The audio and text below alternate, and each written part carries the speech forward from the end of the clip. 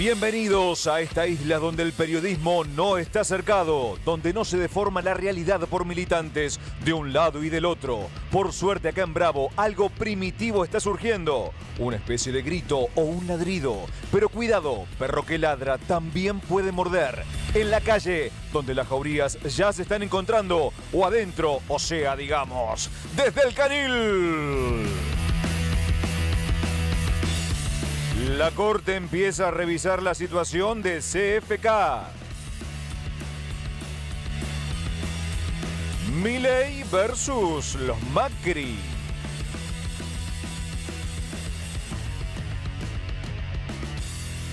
Gremios en pie de guerra.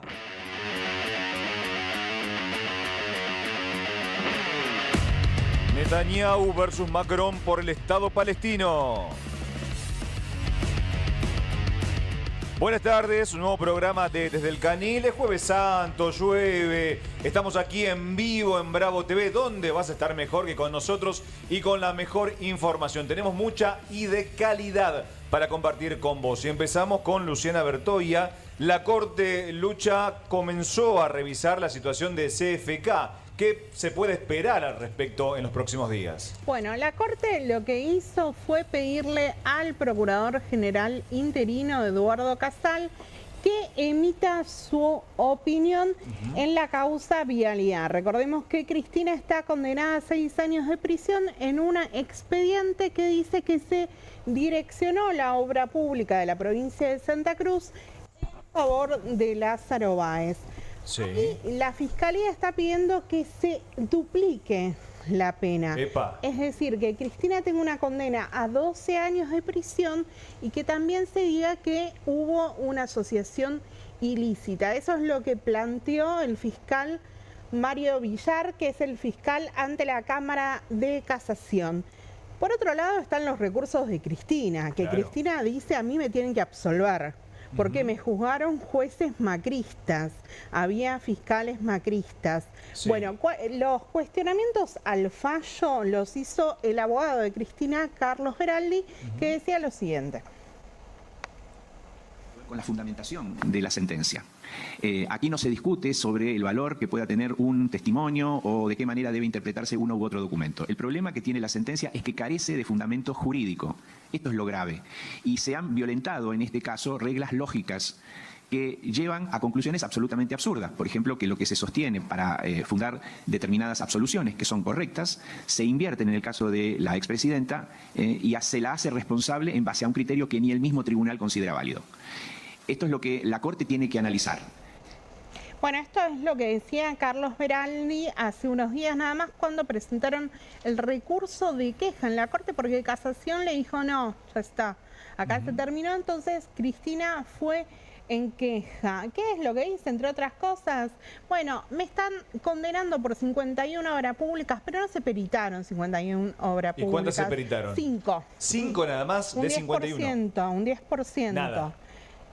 Muy complicado también en la instrucción de esa causa. Pero también otra de las cuestiones que plantea Cristina es: Macri me quería presa, ahora Javier Milei también me quiere presa. Porque te acordás que hace unos cuantos días Javier Milei le da una entrevista a Luis Majul y Horacio Cabac y le dice: Cristina está nerviosa porque va presa. Eso es tremendo que lo diga un presidente. Eso, interviene en otro poder. No puede decir eso livianamente un presidente, Lucha. Interviene en otro poder y además había un dato muy relevante en ese momento, era que Javier Milei tenía un comisionado en la Corte, que era Manuel García Mansilla. Pero... A partir de eso, Cristina también lo recusa, claro, a García Mansilla, pero game over. Ya se fue, lo ocupa. Ya se fue y de hecho hoy le aceptaron la renuncia. Bueno, ¿qué puede pasar con esto? Esto lo va a tener que mirar Casal y dijo más o menos va a tardar un mes en revisar y mandar su opinión, que es un dictamen. A partir de eso, bueno, la Corte ya va a estar en condiciones de resolver. ¿Es vinculante lo que dice Casal para la Corte? No. No. Pero sí es un paso importante. Si calculamos un mes, más o menos vamos a estar para el 20 de mayo. Ahí ya tenés dos escenarios. Uno, las listas. Cristina todavía no dijo si va a ser candidata. Es cierto. Juega al misterio, digamos. Está jugando al misterio, está la posibilidad de que jugara en provincia de Buenos Aires y siempre está la posibilidad abierta a nivel nacional. Pero después la otra pregunta también es si la Corte llegara a confirmar la condena de Cristina, es bueno, ¿qué pasa? ¿Cristina claro, puede ir presa? Exacto. Bueno, por la pena puede ir presa porque son 6 años, pero después el otro dato es, bueno, dicen, con 70 años va a prisión domiciliaria. ¿Esto es automático? No. Ah, ¿no es automático? No es automático. Hay un trámite, un proceso, digamos, para Eso lo pedirlo. tiene que evaluar cada juez. Ajá.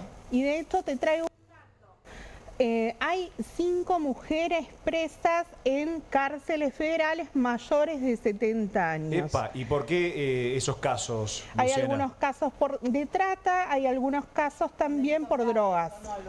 Son delitos federales, claro. Son las cárceles que maneja Patricia Bullrich. Así que el escenario es muy delicado. La Corte históricamente lo que ha hecho es no meterse en temas espinosos en tiempos electorales, pero evidentemente acá hay un cambio. Acordate que hace unos días Ricardo Lorenzetti decía que él quería apurar esta decisión y evidentemente ahora Horacio Rosati y Carlos Rosenkrantz están caminando por la misma senda.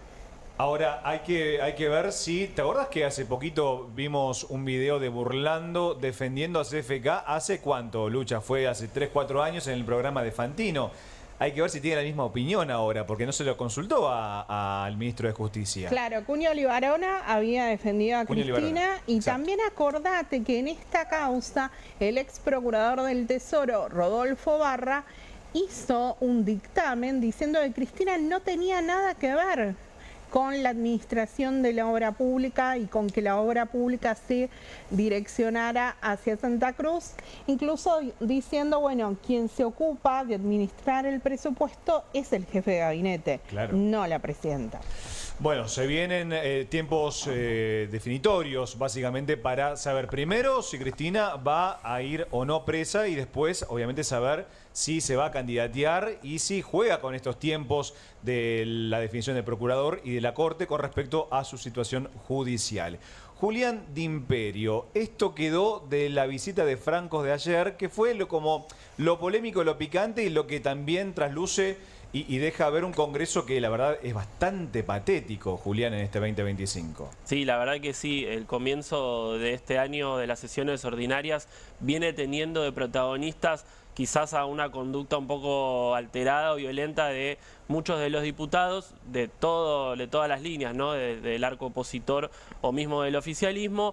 Ayer el jefe de gabinete, Guillermo Francos, tenía que ir a exponer su informe de gestión. Habían recopilado de las 4.000 preguntas que tenía para responder, 2.300 y en esas 2.300 preguntas, claro, empezó a haber un poco de reclamo que lo que iba generando era como que se tensionara de a poquito, se fuera a fuego lento, pero cocinando una situación bastante dura dentro de la Cámara de Diputados. Tensa, ¿no? Muy tensa. Bueno, Pichetto empezó con su tono bastante tranquilo. Sí, después a lo Pichetto, digamos, claro. Nos torió un poquito a lo Pichetto. Bueno, le reclamó que le habían mandado y la verdad que con razón, porque no es habitual que cuando un jefe de gabinete va, que por un lado no venía yendo todos los meses, que es lo que se supone que debe hacer un jefe de gabinete ante la Cámara de Diputados o del Senado, a presentar el informe de gestión, y además Pichetto le dice: che, me trajiste las respuestas de 2.300 preguntas que te hicimos 2 horas antes. Nos enteramos nosotros antes que algunos periodistas y nos dejás sin la posibilidad de cumplir nuestra función, que es repreguntar. Lo que pasa es que no están acostumbrados a la repregunta. Cuando van a algún medio amigo, están acostumbrados a que el periodista pregunte, que ellos contesten y que no haya una repregunta acerca de un tema. Por eso se tardó un poquito el jefe de gabinete. Y tal cual, bueno, es lo que le dice Pichetto, le dijo, no es culpa suya, Franco, no es culpa suya, pero tiene que resolverlo, no puede pasar, no puede repetirse esto. Pero ¿sabés qué, Fede? Creo que hay un momento en donde más a la tarde, después hay que recordar, estuvo 7 horas respondiendo preguntas. Hay un momento en donde el diputado Daniel Goyán, de Unión por la Patria, se levanta y va a buscar a Martín Tetaz de la Unión Cívica Radical. ¿Lo tenemos para ver? Lo vemos, sí, sí. Por favor, diputado, por favor, diputado, por favor. Dale la palabra. Señor magistrado, estamos en el cuarto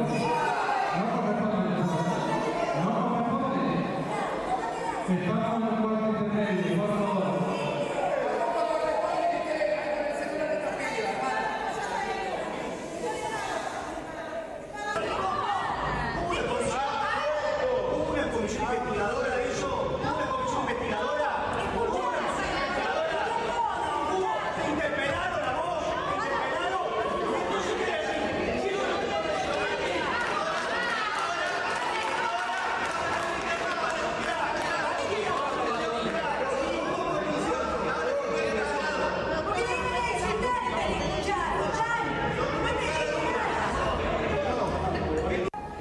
Esto me hace acordar a los congresos de Tailandia o Indonesia, viste, que se revolean con sillas, se pegan entre todos. Es como una tendencia que se está viendo. Es tremendo. La casa del pueblo, como haciendo eco un poco de cómo se vive en las calles, ¿no? Claro, exacto. Sí. Y ahora un poquito el debate entre todos.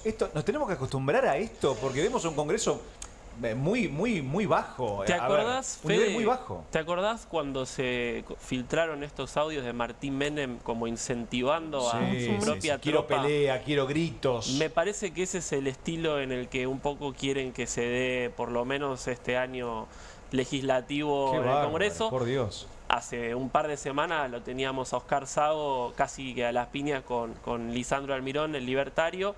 Hay un proyecto del PRO. Y el vaso de agua, perdón. Después el pico de Almirón que le quiso dar a Sago. Sí. Vamos a darnos un pico acá. El megáfono, ¿no? Bueno, el megáfono de Pagano. Hay un proyecto del PRO que justamente está pidiendo sancionar a los diputados que no mantengan el decoro. Mirá, tiene que obviamente sí, aprobarse esto, pero incluye penas de 15% de quita de la dieta del diputado, o hasta incluso la suspensión por una sesión entera. Juli, no va a prosperar, ¿no? Muy probablemente no.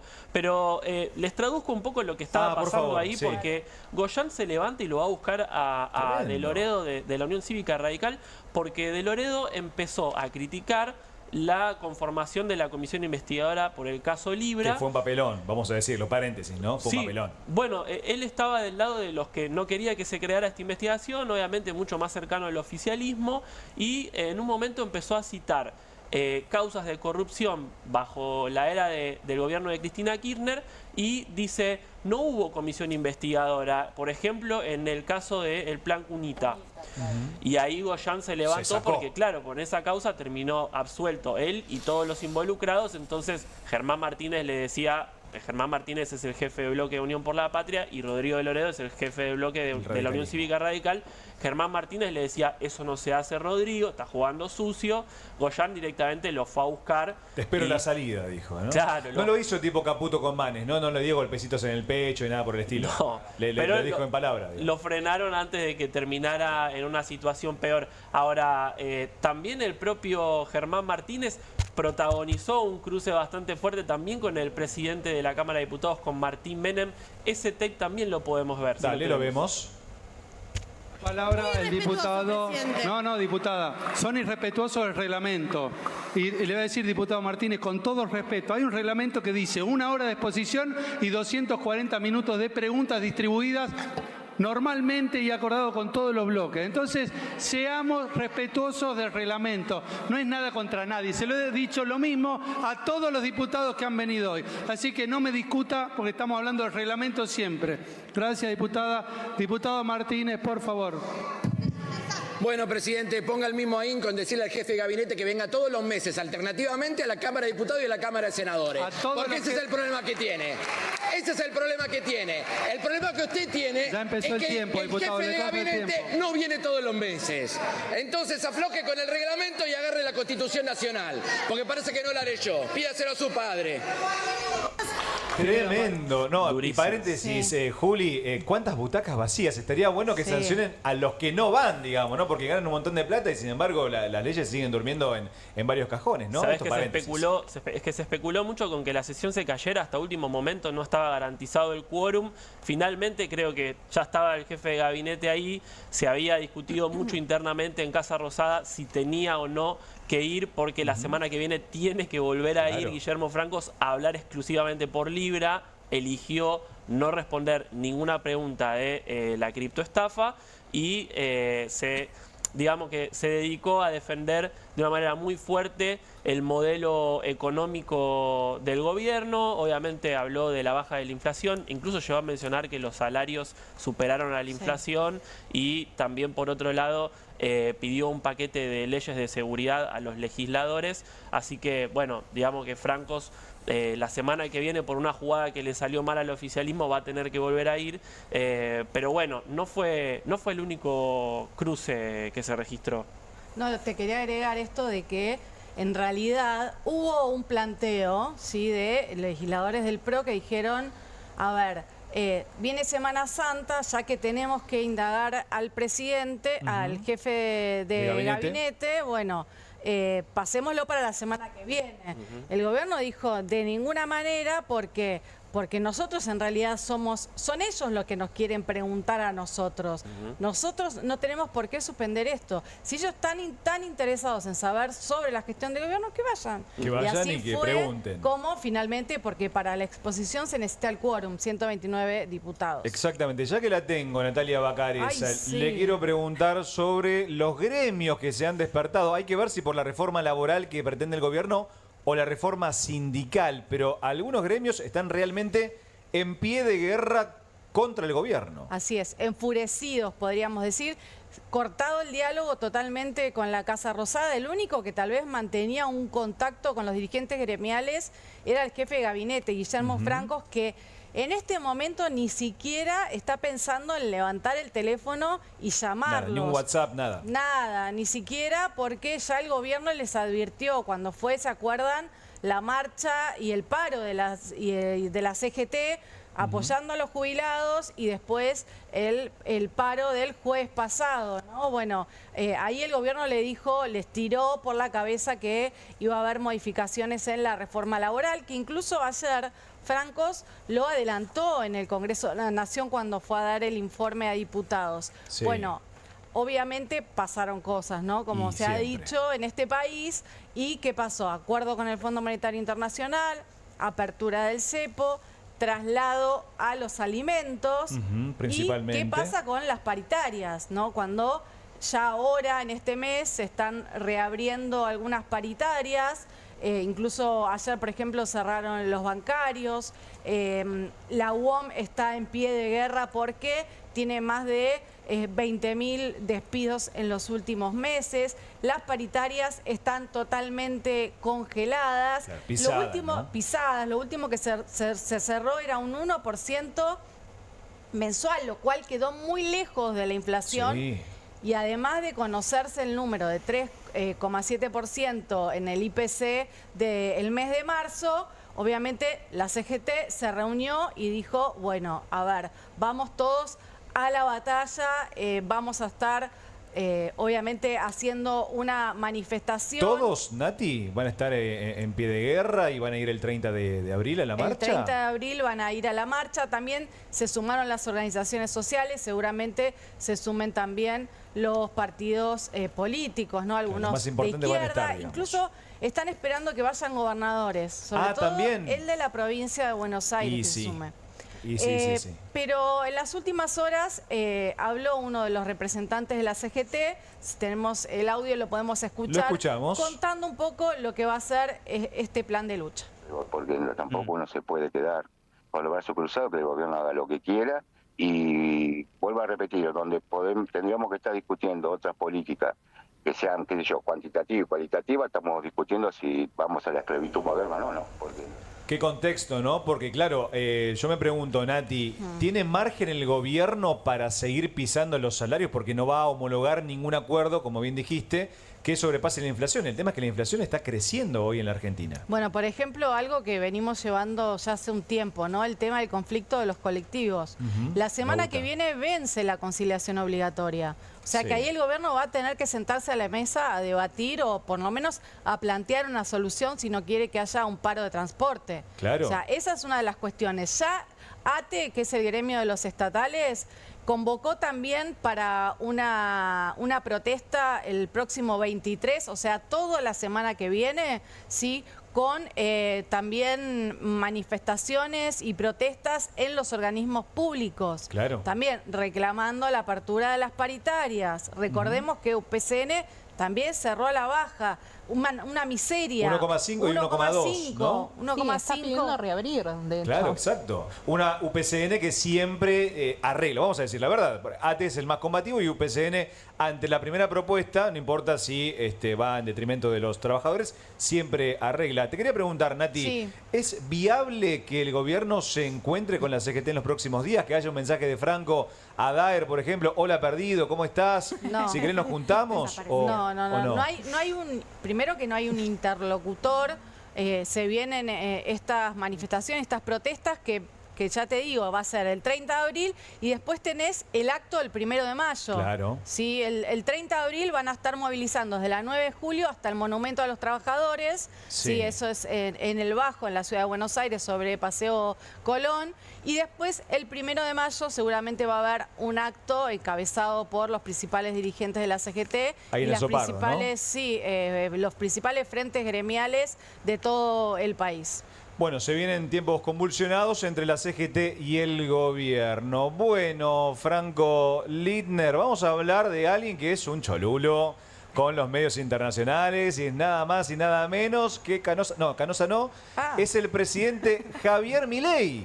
¿Qué pasa con el cholulismo de Javier Milei? Vos sabés que Milei está de festejo. ¿Por qué? ¿Le entregaron un premio? Ayer nomás la revista Time, la news magazine más importante de los Estados Unidos, lo incluyó a Milei entre las 100 personalidades más influyentes del mundo. Tremendo. Las 100 personalidades más influyentes del mundo. Del presidente. Con Donald Trump, con Elon Musk, con Mark Zuckerberg, con... La creme de la creme. Sí, y con Milei. Así que Milei, chocho de la vida, con el cholulo de todas las distinciones internacionales, de estas cosas, de los medios internacionales, tuiteó. ¿Y qué tuiteó? ¿Qué dijo? Lloren mandriles inmundos.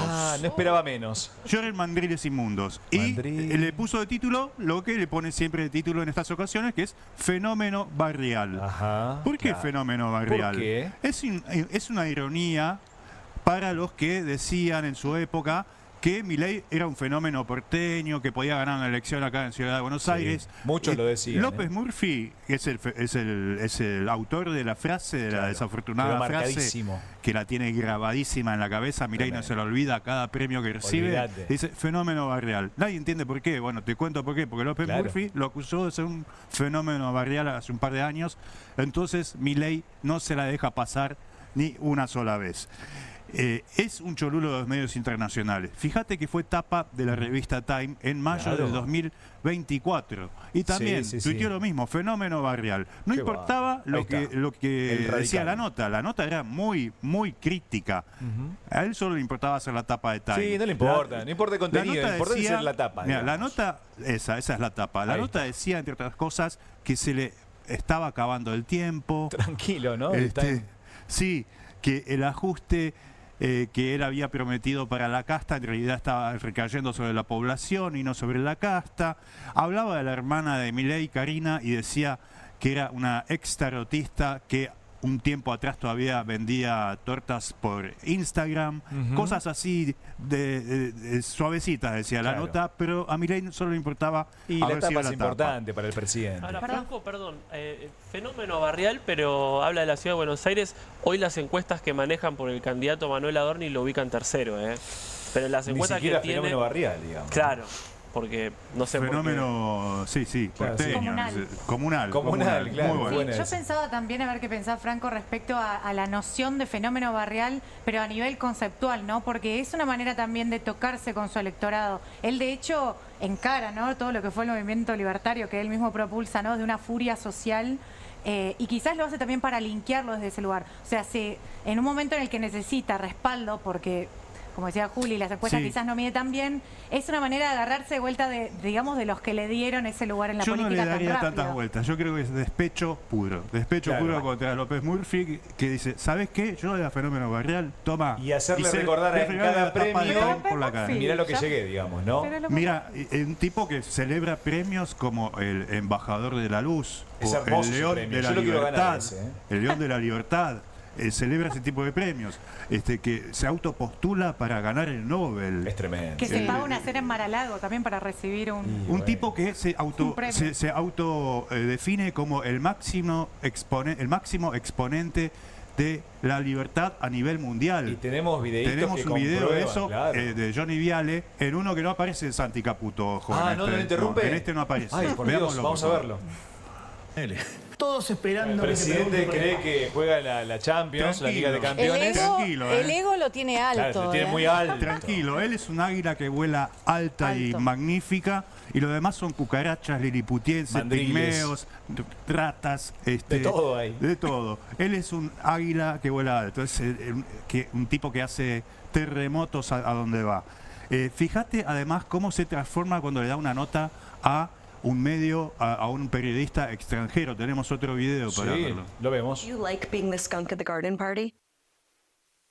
¡Amo! ¡Amo ser el topper dentro del Estado! Soy el que destruye el Estado desde adentro. Es como estar infiltrado en las filas enemigas. Es decir, la reforma del Estado la tiene que hacer alguien que odie el Estado. Y yo odio tanto al Estado que estoy dispuesto a soportar todo este tipo de mentiras, calumnias, injurias, tanto sobre mi persona como mis seres más queridos, que son mi hermana y mis perros y mis padres, con tal de destruir al Estado. ¡Amo! Franco. Tremendo. Mirá cómo eso. se transforma, es otro Milei. Es otro Cuando Milei, habla con claro. alguien que no habla castellano, conmigo podría hablar y dice, amo este reportaje. Es tremendo este presidente, chicos. Y vamos a ver un video de López Murphy donde él lo acusa a López Murphy por aquella frase de fenómeno barrial. No sé si lo tenemos. Durante todo ese proceso para ensuciarnos y demás. Que dicho sea de paso es el autor de la frase fenómeno barrial.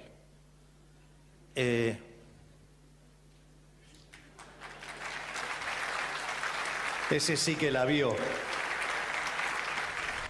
¿Cómo la tiene con López Murphy, Franco? Por ¿Sabes la única etapa que no celebró? Quiero que me cuentes eso para la próxima. ¿Por qué está tan encajetado con López Murphy? Claro. Por esa frase. ¿Pero solo por eso? Sí, bueno, lo marcó. Los lo enemigos. marcó a fuego. Lo marcó. ¿Sabes la única etapa que no celebró como fenómeno barrial? Me imagino cuál, pero la del New York Times sobre la criptomoneda. Sí, claro. Esa no dijo nada. Y Nacional, la de noticias, ¿no? Que ya le han dedicado varias tapas y seguramente no le habrá gustado pero ninguna. Nosotros jugamos en otra liga, porque es una águila que vuela alto. Periodismo serio. Nosotros somos locales, nacionales. Bueno, son como mandriles, digamos. Él es internacional, es una estrella internacional. Claro. Muy bien, Franquito. Ahora tenemos una noticia de último momento. Nos informa Luciana Bertoya. Sí, efectivamente, el juez Alejo Ramos Padilla acaba de declarar la inconstitucionalidad del decreto 137/2025 de Javier Milei, con el cual había designado a Manuel García Mansilla y Ariel Lijo en la Corte Suprema. Lo importante de esto es que dice que el mecanismo que se establece en la Constitución, en el artículo 99, inciso 19, y que se habla de empleos que se pueden completar durante receso del Congreso, no incorpora a los empleos de la Corte Suprema. Es un fallo que acaba de salir, pero que tiene este mensaje a futuro, con lo que se va a poder Bueno, ante lo que podría llegar a ser la tentación del gobierno de Javier Milei de completar estas vacantes en la Corte y también designar procurador o jueces federales. Claro, si sigue insistiendo con asignar a jueces de la Corte por decreto, ¿no? Por decreto, esto es un límite, digamos, esto no se puede hacer, presidente. Pero ¿no se tardó un poco, digo, en la Corte en expedirse? O... No es la Corte, Bueno, es Alejo Ramos Padilla que tenía esta acción que se había iniciado. En realidad, él primero dispuso una medida cautelar que, recuerden que le impedía a Manuel García Mancilla incluso tomar un papel, decía. No puede firmar fallos, no puede firmar resoluciones administrativas, eso queda abstracto porque renunció. Y también le había dicho a la Corte que no le podía tomar juramento a Ariel Lijo hasta en tanto se resolviera el fondo de la cuestión. Esta era una acción que habían impulsado distintas organizaciones, Jonathan Valdivieso, Fernando Cabaleiro, dentro de abogados, el CELS, Poder Ciudadano y otras ONGs también, e incluso Lilita Carrió, que ha ido a pedir la inconstitucionalidad del decreto 137. Bueno, por lo menos un límite, Luciana, a esta acción presidencial. Cecilia Degli Innocenti. Bueno, este contexto internacional convulsionado, China no se va a achicar ante Estados Unidos, ¿o no? Y no habrá tampoco ganadores de la guerra comercial, o al menos así, en esos términos lo pone Beijing, en función de estos aumentos disparatados provenientes de Washington, que ya es como que cambian todos los días, ¿no? Recientemente, Fede, anunciaron un 245% de aumento. Un día es un número, otro día es otro número. Números como locos. Claro, porque Trump, ustedes ya lo hemos hablado, ¿no? Que Trump tiene un poco esto de la política del garrote antiglobalista, como le decimos acá. Yo pego y después veo cómo reaccionan. La diferencia es que los chinos no se achican, como bien decías, y siguen manteniéndose en la misma línea respecto a lo que van a hacer, hasta qué última instancia van a ir para contener lo que ellos denominan una política unilateralista e intimidatoria por parte del presidente de Estados Unidos. ¿Y qué van a hacer los chinos? En principio van a aplicar aranceles recíprocos. Vos me subís 80, yo te subo 80, me subís 240. Ella hace ravioles, yo hago ravioles. Por ahora frenaron un poquito porque dijeron ya esto es un disparate total. Y volvieron a insistir con demandar a Estados Unidos, no solo en la OMC, sino también plantear una reunión informal en el Consejo de Seguridad de la ONU para tratar esta política buleadora. Va por todo, digamos. Exacto. A ver, el Consejo de Seguridad, todos sabemos que es una institución que quizás quedó un poco vieja en función del orden global actual, porque tiene miembros permanentes y miembros no permanentes. Entre ellos están las potencias, que además son nucleares, que tienen capacidad de veto. Es decir, esto es una especie de gesto simbólico de China para abogar por el multilateralismo frente a un Estados Unidos que no parece frenar con sus amenazas. Ceci, y ahora, ¿cómo cayó la declaración del secretario del Tesoro norteamericano, Scott Bessent, acerca de que Argentina debería pagarle el swap con China, como tratando de desligar a la Argentina de la potencia asiática? Bueno, Fede, tengo para darte una respuesta en on y una en off, porque los chinos, ustedes saben que, como siempre decimos, se mueven por los canales diplomáticos, pero también de manera muy previsible y pragmática en todo lo que es la política exterior. Ellos no son tan pasionales como nosotros, no son tan pasionales como los trumpistas, pero así todos dijeron... Son un poquito más, pero lo que pasa es que ellos además tienen 5.000 años, no nos olvidemos de eso, ¿no? Son milenarios, dirían. Ellos ya están a otro nivel, o sea, nosotros tenemos otras pasiones que ellos quizás hoy no, pero no son los mismos que antes porque ahora sí están respondiendo. Mirando el tema de Scott Bessent en Argentina, como bien dijiste, no solamente dijo que Argentina podría desligarse del swap eventualmente si robustece sus reservas, sino que también... digamos que tildó de rapaces a los chinos por invertir en Argentina y en otros países, digamos, ellos no lo son, del mundo desarrollado. Los chinos sí, pero ellos no. Exactamente, entonces China dice, esto es directamente maliciosa, los dichos de Scott Bessent, literalmente dijeron eso, y digamos que en criollo lo que dijeron es, no les damos bola porque acá estamos hablando de que ellos se presentan también como los buenos de la película, eso podemos hablarlo en otro momento. Sí. Simplemente lo que hacen es apuntalar el desarrollo de países emergentes o países del sur global en esta disputa también ideológica que hay a nivel global entre lo que es China como una potencia emergente y un mundo occidental que también está un poco en retroceso, ¿no? Entonces viene a agarrarse un poco de esa idea, digamos, ideológica, más allá de que después en los papeles podamos ir viendo en el llano cuáles son las obras de infraestructura, dónde están, qué es lo que está en juego. Y ojo, porque Estados Unidos y China, los dos están jugando fuerte en la infraestructura de América Latina, lo vemos en la hidrovía y lo vemos en distintos puertos y se están jugando, hay una pulseada muy particular. Bueno, China no se achica como varios chinos, ¿no? Comerciantes chinos que cuando uno regatea el precio, la verdad que se ponen serios así, tranquilitos y no te dicen nada, te dicen, Pero te son devuelven... chiquitos los chinos. No, bueno, pero son tranquilos y son bravos también, te dan caramelos. Bueno, algunos, otros no, te dan vuelta. Bueno, chicos, vamos a un corte rápido y seguimos con más desde el Canil.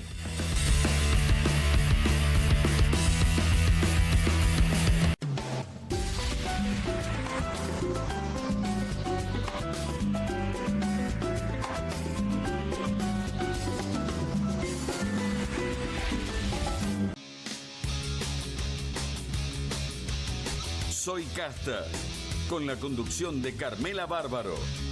Un programa diferente de mujeres, plural.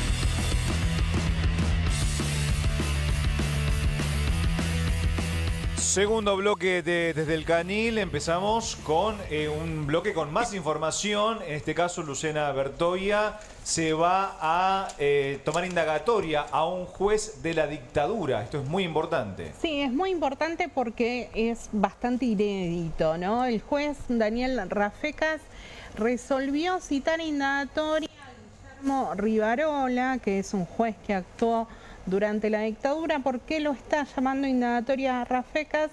Porque él tiene una causa que se conoce, de un hecho que se conoce como la masacre del pabellón séptimo. Esto fue el 14 de marzo de 1978, una violenta requisa en el pabellón séptimo de la cárcel de Devoto. Esto termina con una represión y también con un incendio que el Servicio Penitenciario Federal no extingue. En ese momento 65 personas mueren. Hay 57 que mueren en la unidad 2 de Devoto y 8 que mueren después en distintos hospitales y quedan más de 80 heridos. El primer juez que tuvo la causa fue Guillermo Rivarola, y lo que dice ahora Rafecas es que él tiene sospechas fundadas de que, a pesar de que estuvo en el lugar, él no investigó lo que había pasado con los sobrevivientes. Él tenía la obligación de denunciar los apremios y los vejámenes que habían sufrido los sobrevivientes. Por eso lo está convocando para el 20 de mayo a prestar declaración indagatoria. Rivarola es un juez muy conocido porque, entre otras cosas, fue quien tuvo que investigar la masacre de los Palotinos del año 76. En el año 89, el periodista Eduardo Kimmel publica un libro que se llama La masacre de San Patricio, en el cual criticaba el accionar de Rivarola como juez. Decía que había hecho una instrucción formal, pero que no había investigado a los grupos de tarea de la dictadura. A partir de esto, Rivarola decide accionar contra Kimmel, que termina condenado, le hacen pagar $20.000. Esto es confirmado por la Corte Suprema de Justicia de la Nación y llega a la Corte Interamericana de Derechos Humanos, que en el año 2008 condena al Estado argentino, y esto tiene un impacto en la legislación, que es que se suprimen los delitos tanto de calumnias e injurias para asuntos de interés público. Kimmel realmente esto no lo puede vivir porque muere a los pocos meses. Tremendo. Este es el juez Rivarola que, bueno, ha tenido una actuación larga en la justicia, había ingresado en el 56 y en el 76 Jorge Rafael Videla lo designa juez federal. Lo importante, dos cositas, Luciana, de lo que venís diciendo. Bueno, la primera, lo importante de juzgar a la justicia de aquel entonces, ¿no? Porque hay que recordar, fue una dictadura cívico-militar que también formó parte de ese engranaje de poder, el poder judicial, o los jueces, mejor dicho, en aquellos años oscuros. Y segundo, hay un gran y hermoso tema del Indio Solari, que habla de la masacre de Pabellón Séptimo, que es un hermoso tema que describe a la perfección la tragedia que vivieron esas personas. Así que, Lucena, bueno, a fin de cuentas va a ir Rivarola y va a tener que dar muchas explicaciones, ¿no? Ahora está juzgando un tribunal lo que pasó en el pabellón séptimo, así que esto también da un nuevo impulso. Y como vos decías, Fede, esto ha sido una rareza. Solamente hubo un juicio conocido como de los jueces en Mendoza, después un juez que fue condenado en una primera instancia en Tucumán y una secretaria de un tribunal de menores que también terminó condenada.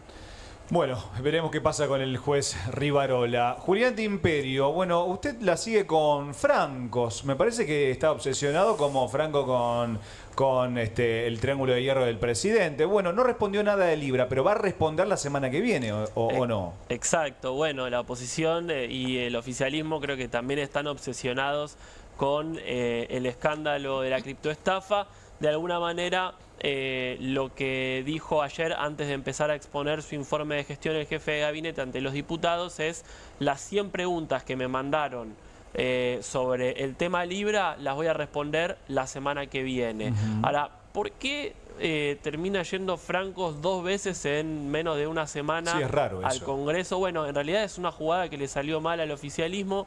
Martín Menem quiso ablandar con anticipación a la oposición que se estaba preparando u organizando para justamente dar quórum y aprobar la conformación de una comisión investigadora, algo que pasó hace 2 semanas, y entonces dijo, bueno, quédense tranquilos que igual lo voy a traer a Francos al Congreso a que presente su informe de gestión, le pueden hacer alguna pregunta ahí. Estaba quizás dirigido un poco a la Unión Cívica Radical, que está un poco más afín, es más dialoguista con el gobierno. Mucho más dialoguista. Muchísimo más. No logró ablandar lo suficiente, el radicalismo se lo advirtió a Martín Menem siguió y dijo no pasa nada, no va a haber quórum. Finalmente los gobernadores no apoyaron. Mandato número 1, no confíes en los gobernadores, diría, ¿no, Juli? Bueno, es un año electoral y se está discutiendo una cuestión básica que son los fondos para cada provincia. Claro. Mientras la libertad avanza se está armando a nivel nacional. Pero lo que te quería decir con esto, Fede, es que Francos también está comprometido porque la semana que viene no solamente está citado para interpelación él por el caso Libra, sino que también están los ministros de Justicia, Mariano Cunio Libarona, y de Economía, Luis Toto Caputo. Entonces dijeron, vamos la semana que viene, obviamente Caputo ya me adelantan, no tiene intenciones de ir al Congreso, pero Cunio Libarona sí. Entonces se están preparando un poquito ahí para ver cómo van a responder todas las preguntas, la oposición por su cuenta también. El martes que viene tiene que ir y por otro lado también Francos está obligado porque hay una jugada que si no la oposición puede lanzar, que es pedir una moción por censura, y eso sí toca efectivamente a un jefe de ministros, no así un ministro. Es decir, Toto Caputo probablemente no tenga ningún problema si rechaza la interpelación, pero Francos sí está obligado a ir para cuidarse de esta moción. Bien, el miércoles también, o sea, un día después de que Francos haga la interpelación, se va a terminar de conformar quién va a presidir la comisión de la comisión investigadora por Libra. Recordábamos, te lo venimos contando en las últimas semanas acá, está muy parejo, hay jugadas de todo tipo, se conformaron interbloques entre la oposición y el oficialismo. Una vergüenza. Para sumar una sillita más para ver si podían dormirla o no. Hoy te puedo decir que está en un empate virtual 14-14, eso favorece al oficialismo, pero Oscar Carreño, sí, el diputado de Encuentro Federal de Córdoba, es quien está encabezando las negociaciones para presidirlo y de alguna manera lo que garantizaría que por lo menos se pueda tratar, porque si queda en manos del oficialismo, este escándalo va a terminar dormido en el Congreso. Volviendo a Francos, me imagino que tanto él como Cunio Libarona deben estar estudiando este fin de semana largo a ver cómo lo defiende al presidente por el caso Libra, me imagino. Natalia Bacareza, bueno, hay una preocupación, una de tantas que tiene el gobierno, pero principalmente al presidente le afecta mucho esto, el tema de las encuestas. ¿Está en caída, Milei? Mira, yo le vengo a hacer la competencia a Franco ahora. No traigo tapas de Milei, pero traigo notas internacionales sobre Milei. Una nota que tuvo alguna repercusión, no fue retuiteada ni reposteada por los libertarios en las redes sociales. Habla sobre el gobierno de Milei y es el diario The Economist, este diario prestigioso británico donde analiza, ¿no?, lo que tiene que ver con la economía argentina después del acuerdo con el Fondo Monetario Internacional y también con el cepo. A ver, ¿qué dice este título, no? Voy a dar vuelta un segundo. Bueno, está traducido, está bien. Yo le voy a traducir, pero porque lo había mandado en inglés. Pensado. Gracias, producción. Muy bien, producción.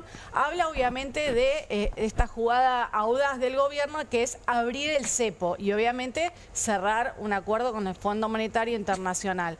Ahora, ¿qué pasa? Es una nota mitad y mitad. Por un lado, destaca las reformas que viene llevando adelante el gobierno de Javier Milei, ¿sí? En estos 16 meses que lleva adelante de la Casa Rosada, pero también pone en duda, ¿no?, que estas medidas que hoy está tomando el gobierno nacional, como por ejemplo levantar el cepo, pueda llegar a poner en peligro la popularidad del presidente. Bueno. Dije, bueno, a ver, vamos a ver cómo están las encuestas. A ver, claro. Vamos a ver las últimas encuestas que salieron, ¿sí?, después de firmarse el acuerdo con el fondo y después de levantarse el cepo. Esta es una encuesta que publicó en las últimas horas Pulso Research, que habla obviamente sobre las formas de Milei de llevar adelante la economía, ¿no?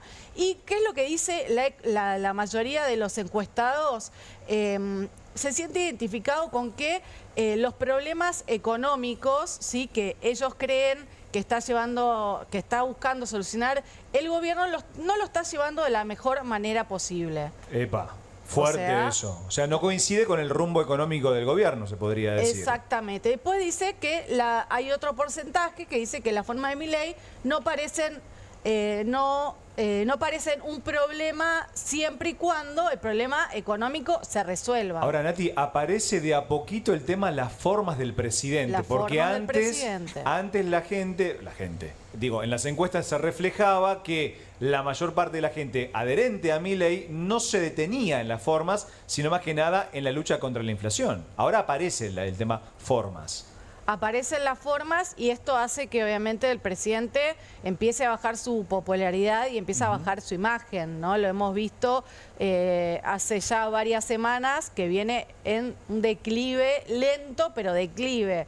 Siempre mantiene ese techo de 40%, 42%, pero viene bajando mes a mes 1, 2, 3 puntos porcentuales, bajó 3 puntos porcentuales con respecto a marzo. Esta es encuesta de abril. Bastante. Tenemos otra encuesta ahí, capacidad para resolver la economía. La economía, exactamente. La mayoría, casi el 50%, dice que no sabe cómo resolver los problemas económicos. Mucha gente. Claro, mucha gente. Hay un problema que dice sabe, pero necesita más tiempo, y otro sector que dice que sabe cómo resolver los problemas económicos de la Argentina. Esto obviamente fueron lo que salió de este estudio, que bueno, cada uno toma distintas mediciones, distintos sectores, generalmente se hace en todo el país, alrededor de, en este caso, 1.600 casos consultados. Muy parejo todo. Tenemos otra plaquita. Esta la hizo CEOP, de Roberto Tito Bachmann. Sí. A ver, no, esta es otra...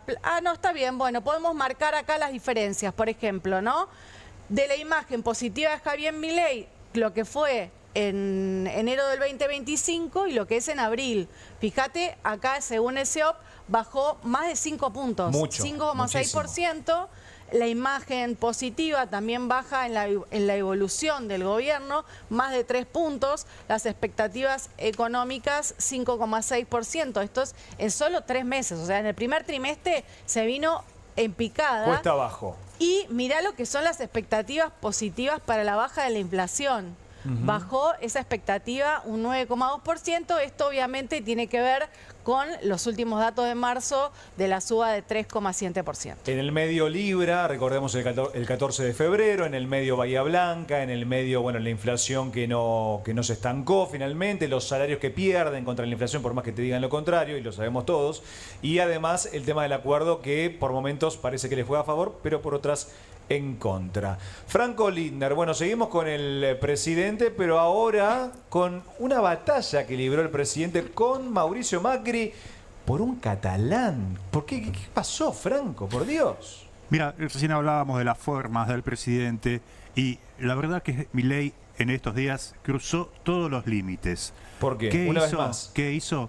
Hizo echar, mediante la Dirección Nacional de Migraciones, intentó echar al asesor, al consultor político catalán que tienen los primos Macri, Mauricio y Jorge. Es un señor que se llama Antoni Gutiérrez Rubí, trabaja para Jorge Macri desde comienzos de año, y Milei lo acusó, usó la excusa de que se le había acabado el permiso de residencia. ¿Y esto es verdad? Bueno, según las fuentes, el catalán dice que tiene los papeles en regla. Vamos a ver, porque todos estos papeles aparecieron mágicamente en las redes de los tuiteros, de los trolls libertarios.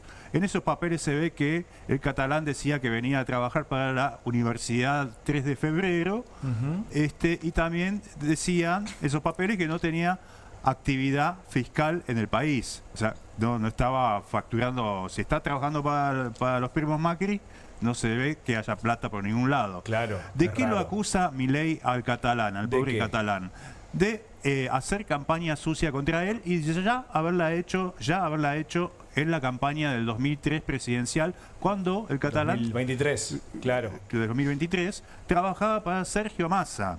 Es decir, es el ex asesor, se comparten consultores, el ex consultor de Sergio Massa, hoy trabaja para los Macri y según Milei, si tenemos un audio ahí para escucharlo, le está haciendo campaña sucia igual que en el 2023. Dale, lo escuchamos.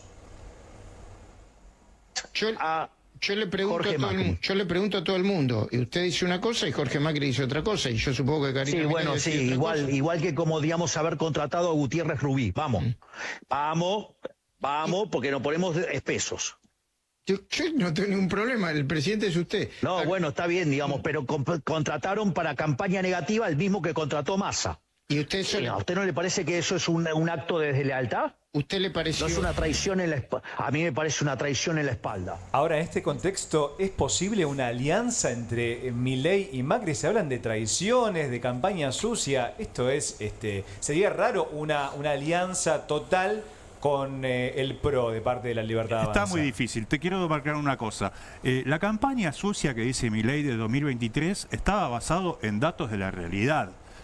Hablaba de venta de órganos, hablaba de exportación de armas, hablaba de que se iba a terminar la educación pública, de que quería tirar abajo el Banco Central. Todos datos de la realidad. Y que el propio Milei se ufanaba de eso, digamos. Salían de la boca de Milei, pero cuando empezó esta campaña sucia, entre comillas, se desdijo a medias de todas estas cosas.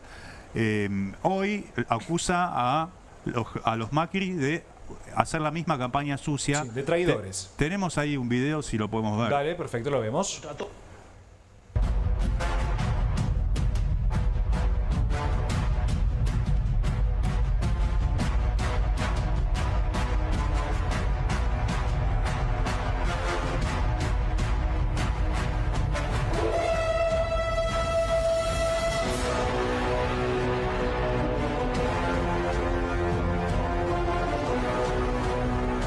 Nos largamos a la carrera presidencial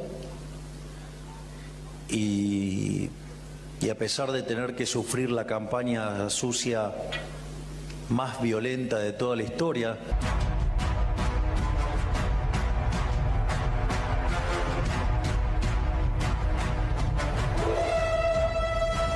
dejaron a la de Trump chiquitita, por decirlo de alguna manera, y las fuerzas del cielo nos trajeron hasta este lugar.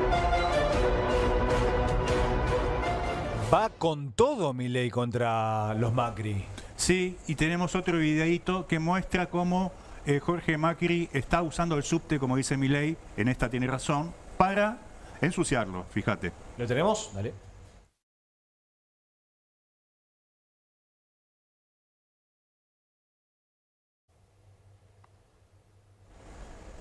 Cortito, es lo que muestran los tuiteros libertarios.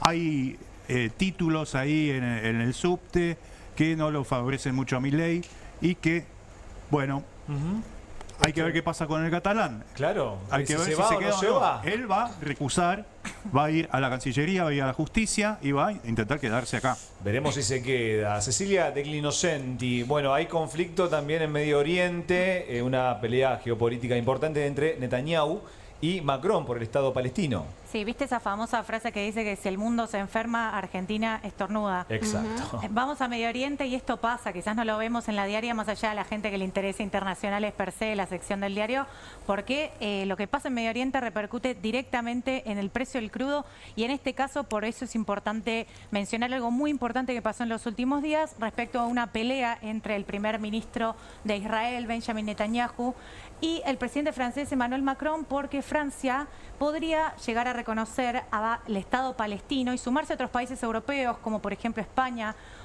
o Noruega, que ya lo hicieron, en función de la causa palestina, que como sabemos está cobrando otro capítulo distinto con la ofensiva militar en la Franja de Gaza y el bloqueo total que impera y que fue ratificado este jueves. Netanyahu, por su parte, dijo que sería una manera de ratificar las acciones terroristas, pero Macron, por otro lado, le dijo: necesitamos que abras el paso de ayuda humanitaria a Gaza, donde murieron más de 50.000 personas. No hay absolutamente ni agua ni suministro eléctrico.